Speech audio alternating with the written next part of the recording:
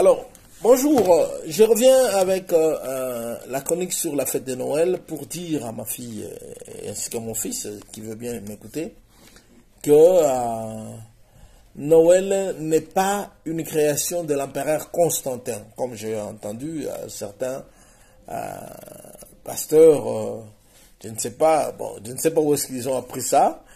Constantin, l'empereur romain, n'a pas créé l'église chrétienne, ou même l'église, comme on veut dire, catholique, non.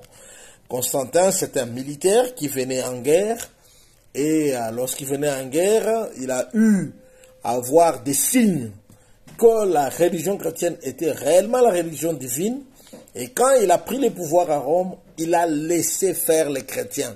Il ne s'est ni ingéré, il n'a pas fixé des règles, il n'a rien fait de plus pour l'Église que laisser l'Église se mouvoir librement. Donc, l'Église a continué, elle est sortie juste des catacombes avec ses pratiques de Noël, de Pâques, de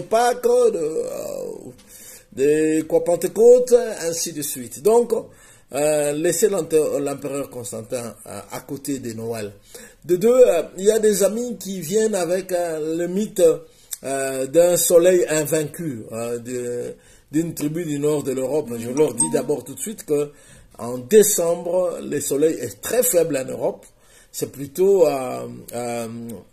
vers juin, le 21 juin, plutôt que le soleil est très fort. Peut-être si on pouvait nous dire qu'on a pris la date du 25 juin, ce serait la même chose. Non, c'est pas vrai. Tout ce que l'on dit, ce sont des gens qui cherchent à trouver autre chose que la vérité biblique. Et la Bible dit que les gens auront la démangeaison des choses agréables, à vous dire des choses qu'ils veulent. Hein? Donc, les gens voudront chercher des raisons. Donc, Noël n'est ni un mythe de Constantin créé qu'il a apporté à l'Église, ni le mythe de Nordique quelconque. Si Noël correspond, par exemple, à ta fête d'anniversaire ou à la fête d'anniversaire d'une autre tribu, ça, ce n'est pas le problème. Mais Noël que nous célébrons dans l'Église, c'est une tradition primitive de l'Église. Elle est née ensemble avec l'Église et ça a été transmis de génération en génération. Tout à fait, comme l'ordination. Les cérémonies d'ordination que nous faisons aujourd'hui, moi, j'ai été ordonné par un évêque et par d'autres anciens comme moi. Et c'est pour ça que je me présente à vous comme pasteur Momo. Donc, aujourd'hui, si je suis pasteur, je ne le suis pas parce que il n'y a pas ce rite-là dans la Bible. Mais c'est un rite que nous respectons, que pour devenir pasteur, il faut être ordonné. Donc, fêtez Noël et respectez cela parce que cela fait partie de la vie et de la vitalité.